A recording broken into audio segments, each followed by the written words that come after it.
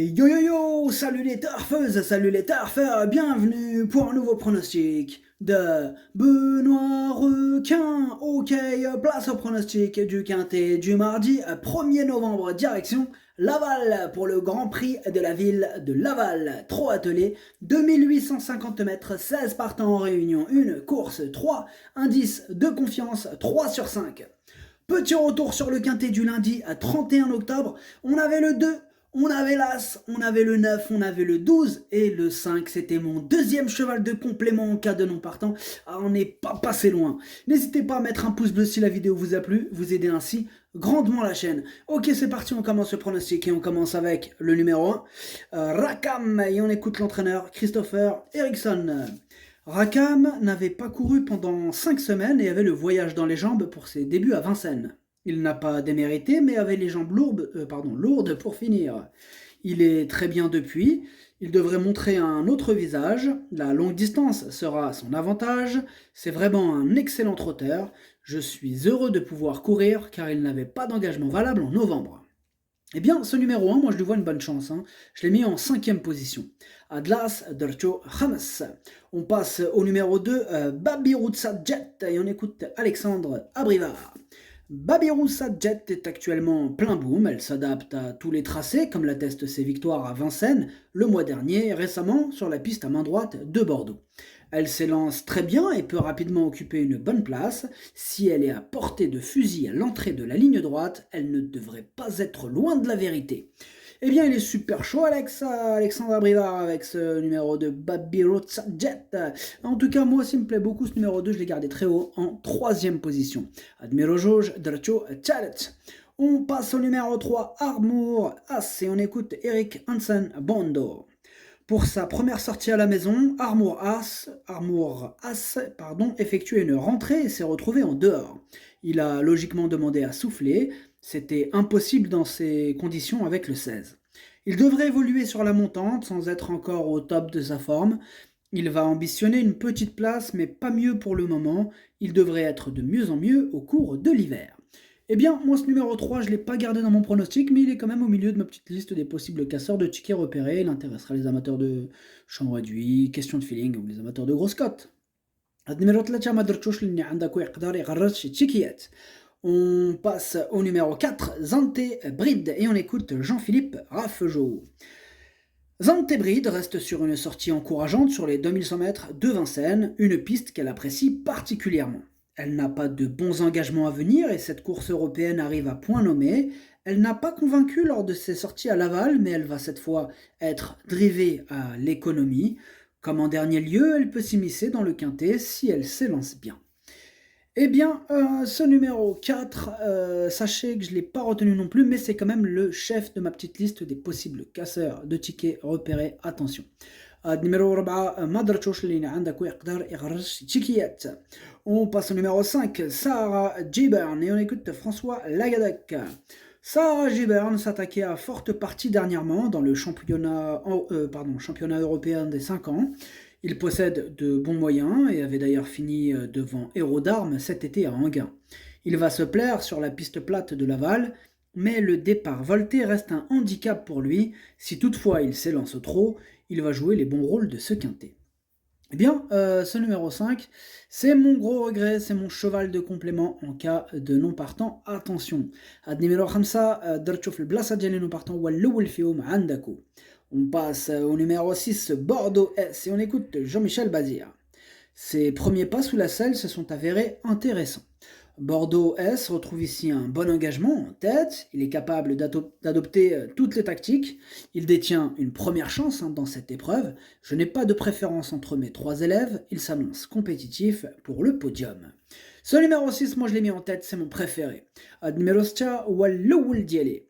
On passe au numéro 7, Aura SL, et on écoute encore Jean-Michel Bazir. Pour son retour aux montées à Enghien, Aura SL avait du poids aux antérieurs. Dans ces conditions, elle n'a pas du tout démérité. Cette sortie lui a fait le plus grand bien. Je l'amène car c'est la plus délicate de mes 3 élèves au départ.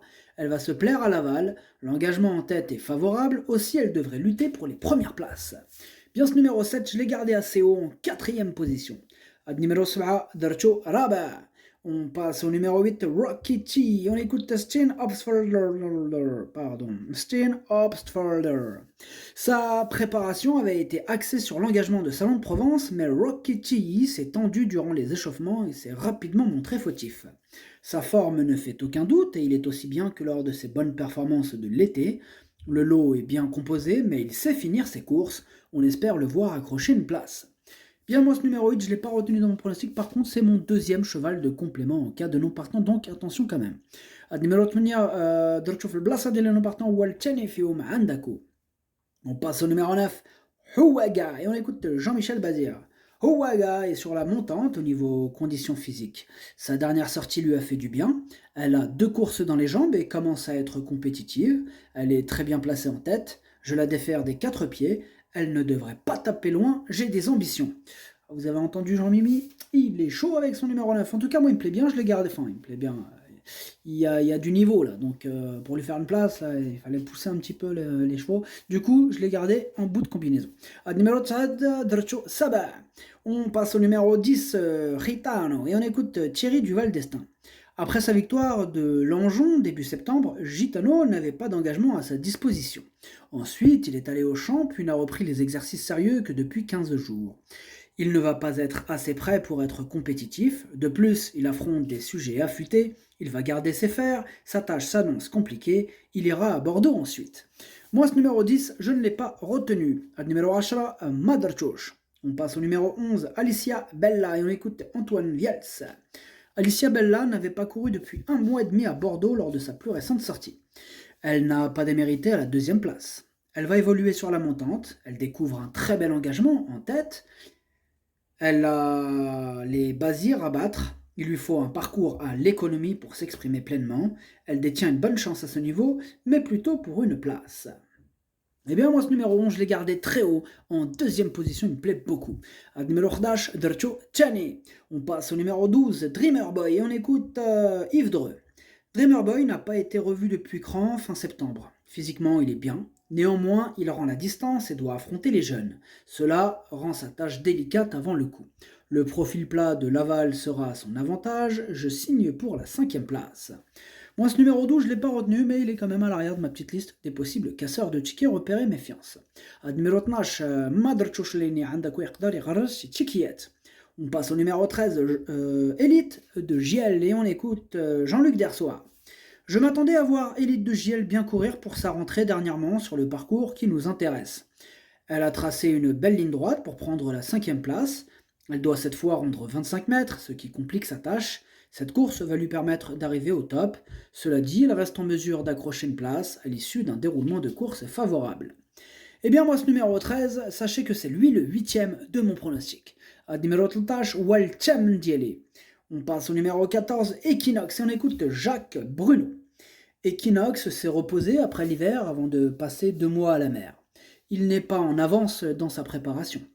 À Caen, dernièrement, il a assez bien tenu sa partie, d'autant qu'il est moins à l'aise à main droite. Il s'est bien relancé dans la ligne droite. Il va encore être un peu juste ici. On va suivre le mouvement et essayer de se rapprocher à la fin. Avant coup, ce sera dur. Eh bien, moi, ce numéro 14, je ne l'ai pas retenu dans mon pronostic. Numéro 14, Madarchosh. On passe au numéro 15, Diablo de Caponnet. On écoute Alexandre Brivard. Diablo de Caponnet s'était classé 2e de cette épreuve l'an dernier alors qu'il s'est lancé au premier échelon. Depuis, il a pris beaucoup de gains et sa marge de manœuvre est désormais restreinte, même s'il ramène toujours un chèque à la maison. Mardi, il doit rendre 25 mètres de bons chevaux. Nos ambitions se limiteront aux petites places. Eh bien, ce numéro 15, je l'ai retenu en bout de combinaison. Numéro 15, Dercho, Leni Dercho fi Lahar. On passe au numéro 16, Frick Duchesne, et on écoute Julien Lemaire. Frick Duchesne a dû être longuement arrêté suite à une tendinite à une jambe. Mardi, il effectue son retour à la compétition après quasiment 8 mois d'absence et va logiquement demander à souffler. Il va avoir besoin de plusieurs parcours pour revenir au mieux. En attendant, vous pouvez l'écarter. Eh bien moi, c'est ce que j'ai fait avec ce numéro 16. À numéro stage, Madarchosh. Le pronostic, ça donne 6, 11, 2, 7, As, 15, 9. Merci d'avoir suivi cette vidéo. N'hésitez pas à mettre un pouce bleu si la vidéo vous a plu. En plus, ça aide beaucoup la chaîne. Pour accéder à tous mes tickets pour la course du Quintet, rendez-vous directement en description de la vidéo. À jouer avec modération. Bonne chance. Chopez-le-moi. Ciao.